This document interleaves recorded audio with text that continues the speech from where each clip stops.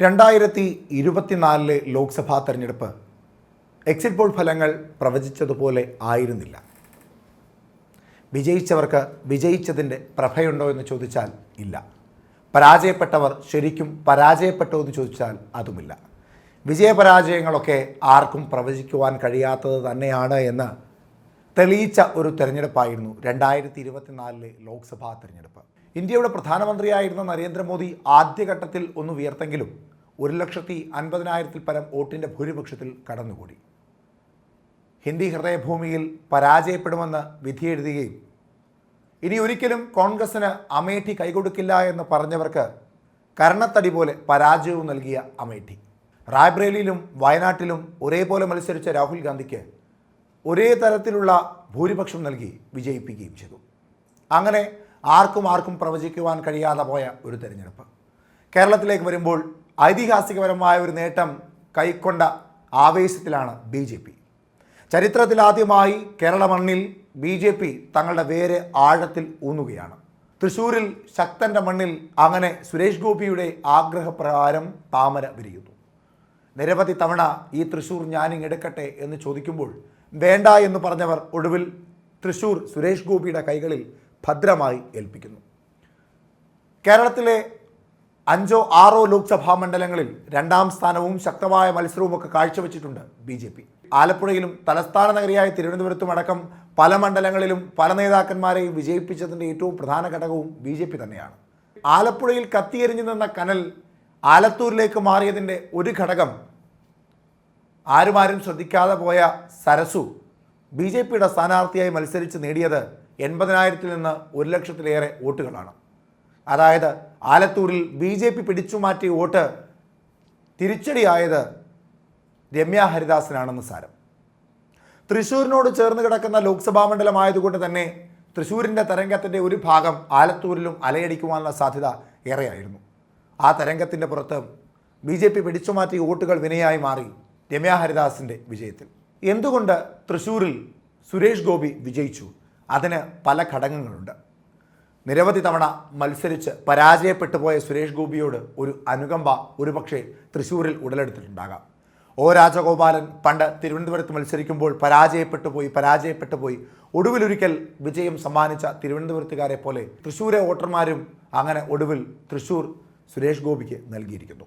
മറ്റൊരു പ്രധാനപ്പെട്ട ഘടകം ഒരുപക്ഷെ BJPയെ വിജയിപ്പിക്കരുതെന്ന് വിചാരിക്കുന്ന ന്യൂനപക്ഷ വോട്ടർമാർ ആർക്ക് വോട്ട് നൽകിയാലാണ് തൃശ്ശൂരിൽ BJP പരാജയപ്പെടുക എന്ന് ചിന്തിച്ച് വശം കെട്ടിട്ടാവണം.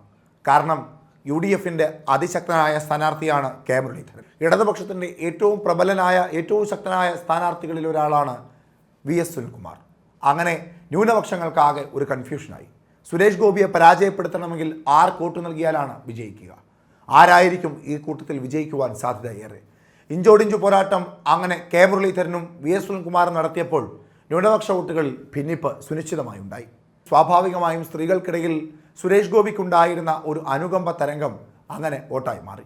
വർഷാവർഷങ്ങളായി തൃശ്ശൂരിൽ വർദ്ധിച്ചു വരുന്ന BJP വോട്ടർമാരുടെ എണ്ണവും സ്വാഭാവികമായും സുരേഷ് ഗോപിക്ക് ശക്തി പകരുന്നത് തന്നെയായി മാറി.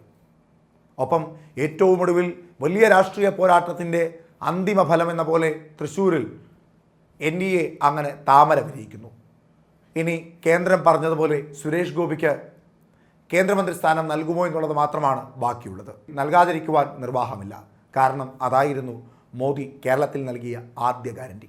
കേരളത്തിൽ നിന്ന് ഒരു BJPയുടെ MP ഉണ്ടായാൽ ആ MPയെ കേന്ദ്രമന്ത്രിയാക്കും. വലിയ തർക്കങ്ങൾക്കൊന്നും ഇടയില്ല. കാരണം കേരളത്തിലാകെയുള്ളത് ഒരു MP-യാണ്, സുരേഷ് ഗോപി. സുരേഷ് ഗോപിയെ തന്നെ കേന്ദ്രമന്ത്രിയാക്കും BJP എന്ന് പ്രത്യാശിക്കാം. മറ്റൊരു പ്രധാനപ്പെട്ട കാര്യം മുരളീധരൻ പറഞ്ഞ വാക്കുകളാണ്. ഒരുപക്ഷെ കോൺഗ്രസിൻ്റെ ഒരു ചാവേറായി മുരളീധരൻ മാറിയിട്ടുണ്ടാകാം. നേമത്തും അങ്ങനെ തൃശ്ശൂരിലുമൊക്കെ കൊണ്ടുവന്ന് മത്സരിപ്പിച്ച് ശക്തമായൊരു പോരാട്ടം കാഴ്ചവെപ്പിച്ച് പരാജയത്തിലേക്ക് പിന്മാറി നിൽക്കുമ്പോഴും ഒരു സങ്കടവും പറഞ്ഞിട്ടില്ല ആ മനുഷ്യൻ. പക്ഷേ പാർട്ടിയുടെ അടിത്തട്ടിലെ സംഘടനാ പ്രവർത്തനം മോശമാണെന്നും ഒപ്പം താനിനിമേൽ ഒരു മത്സരത്തിനും ഇല്ല എന്നും പാർട്ടിയുടെ ഒരു സ്ഥാനങ്ങളും അലങ്കരിക്കുവാനും താൻ താല്പര്യപ്പെടുന്നില്ല എന്നും ചെറുപ്പക്കാർ വരട്ടെ എന്നും പറയുന്ന ആ കറതീർന്ന കോൺഗ്രസ്സുകാരന് സ്വാഭാവികമായും പരാജയത്തിൻ്റെ വിഷമത്തേക്കാൾ വലുത് താൻ മത്സരിച്ച ഇടത്ത് BJP അധികാരത്തിൽ വന്നത് തന്നെയാണ്. അതുകൊണ്ട് അത് ഒരു മടിയുമില്ലാതെ ഏറ്റുപറയുന്നുമുണ്ട് കെ മുരളീധരൻ. എന്തായാലും പ്രവചനാതീതമായ ഒരു രാഷ്ട്രീയ പോരാട്ടം തന്നെയായിരുന്നു കേരളത്തിൽ നടന്നത്. ഇടത് കോട്ടകളിലെല്ലാം വിള്ളൽ വീണിരിക്കുന്നു. ഇടത് വോട്ടുകളെല്ലാം കൊഴിഞ്ഞു പോയിരിക്കുന്നു. ആലപ്പുഴയിലും കണ്ണൂരിലും അങ്ങനെ ഇടതിൻ്റെ പ്രധാനപ്പെട്ട കോട്ടകളിലെല്ലാം BJPക്ക് കൃത്യമായ കൈയുണ്ടാകുന്നു. തൃശ്ശൂരിൽ സുനിൽകുമാറിൻ്റെ പഞ്ചായത്തിൽ BJPക്ക് ലീഡുണ്ടാകുന്നു. സുരേഷ് ഗോപി വിജയിച്ചതിൽ CPM CPIയുടെ ഒരു വലിയ വോട്ട് ബാങ്ക് ഉണ്ടായിരുന്നു. ഇതിനേറെ കേരളത്തിൽ സർക്കാർ വിരുദ്ധ തരംഗമുണ്ട് എന്ന് നിരവധി തവണ പറഞ്ഞിട്ടും വിശ്വസിക്കാതിരുന്നത് ഗോവിന്ദൻ മാഷും പാർട്ടിക്കാരും മാത്രമായിരുന്നു. ഒടുവിൽ ജനത്തിൻ്റെ ഉള്ളിലെ സർക്കാർ വിരുദ്ധ വികാരം അവർ വോട്ടിലൂടെ പ്രകടമാക്കി. അങ്ങനെ ആലപ്പുഴയിലെരിഞ്ഞ ആ കനൽ ആലത്തൂരിലേക്ക് മാറി. ആലത്തൂരിൽ മാത്രമാണ് ഇപ്പോൾ ആ കനലൊരു തരിയുള്ളത്. അതും കെട്ടുപോയാൽ എന്തു ചെയ്യുമായിരുന്നു എന്നുള്ളതാണ് വലിയൊരു ചോദ്യം. സംസ്ഥാനം ഭരിക്കുന്ന പാർട്ടിക്ക് ലോക്സഭാ തെരഞ്ഞെടുപ്പിൽ ഇടമില്ല എന്ന് പറയുമ്പോൾ എങ്ങോട്ടാണ് ഇടതുപക്ഷത്തിൻ്റെ പോക്ക്?